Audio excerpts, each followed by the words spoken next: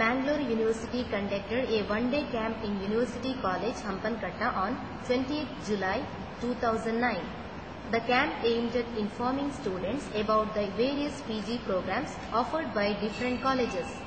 Professor Baradal, Professor of Library Science, Professor K.K. Kilkachari, Register of Evaluation, and Professor P.S. Edapaditaya, Department of Commerce from the University College, spoke on the occasion. Remote sensing ಇರ್ಬೋದು, ಇಂಥ ಆಧುನಿಕ develop courses, earth science, resources and management, ಇದಕ್ಕೆ ವಿಪುಲ ಅವಕಾಶಗಳಿದ್ದಾವೆ. Geological society of India ಇದೆ. ಹಾಗೆ ಬೇರೆ ಬೇರೆ ಸ್ಟೇಟ್ ಲೆವೆಲ್ ನಲ್ಲಿರುವಂತಹ ಪ್ಲಾನಿಂಗ್ ಬೋರ್ಡ್ಗಳು, ಅರ್ತ್ ರಿಸೋರ್ಸಸ್, ಅದು ಮಿನರಲ್ ರಿಸೋರ್ಸಸ್ ಇರಬಹುದು, ಅಥವಾ ಫಾರೆಸ್ಟ್ ರಿಸೋರ್ಸಸ್ ಇರಬಹುದು, ಅಥವಾ ವಾಟರ್ ರಿಸೋರ್ಸಸ್ ಇರಬಹುದು.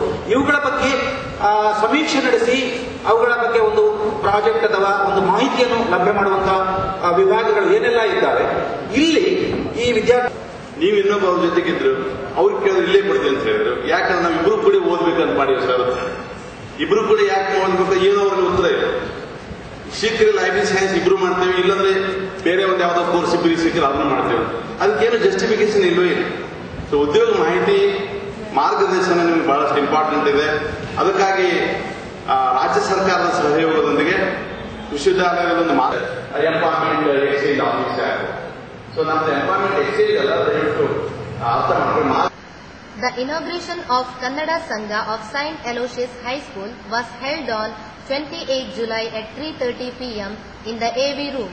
The association organized demonstration by Dr. Vishwanath Badikana, lecturer of St. Aloysius College, on the topic Bhutaradhane Ondu Pratyakshike.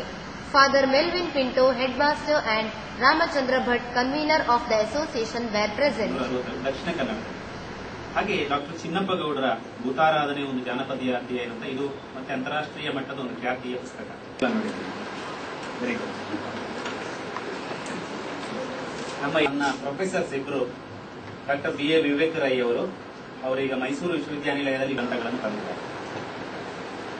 ಭೂತ ಅಂದ್ರೆ ಬಹುಶಃ ಬಹಳ ನಮ್ಮ ಕನ್ನಡದ ವಿದ್ಯಾರ್ಥಿಯ ನೆಲೆಯಲ್ಲಿ ಹೇಳೋದಾದ್ರೆ ಭೂತ ಅಂದ್ರೆ ಕಳೆದದ್ದು, ಹಿಂದಿನದ್ದು, ಪಾಸ್ಟ್, ಹಿಂದೆ ಆದದ್ದು ಭೂತ.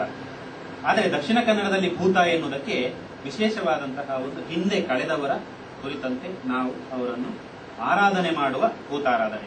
ನಿಮಗೆ ಸ್ಪಷ್ಟ ಆಗ್ಬೋದು ಅಂತ ಅನಿಸ್ತದೆ. ಭೂತ ಅಂದ್ರೆ ಕಳೆದದ್ದು.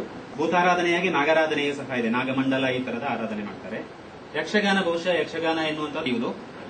ಭೂತ ಆರಾಧನೆ ಮಾಡುವುದಕ್ಕೆ ಮೊದಲು ಭೂತದ ಮನೆಯೊಳಗಡೆ ಒಂದು ಭಂಡಾರದ ಜಾಗ ಅಂತ, ಅಲ್ಲಿ ಭಂಡಾರ ತೆಗೆದು ಅವರಿಗೆ ಭೂತ ಕಟ್ಟುವವರಿಗೆ, ಭೂತ ಕೊನೆಯಲ್ಲಿದ್ದಾರಲ್ಲ, ಈ ಕೊನೆಯವರಿಗೆ ಭೂತದ ಭಂಡಾರ ತೆಗೆಯುವಂತಹ ಒಂದು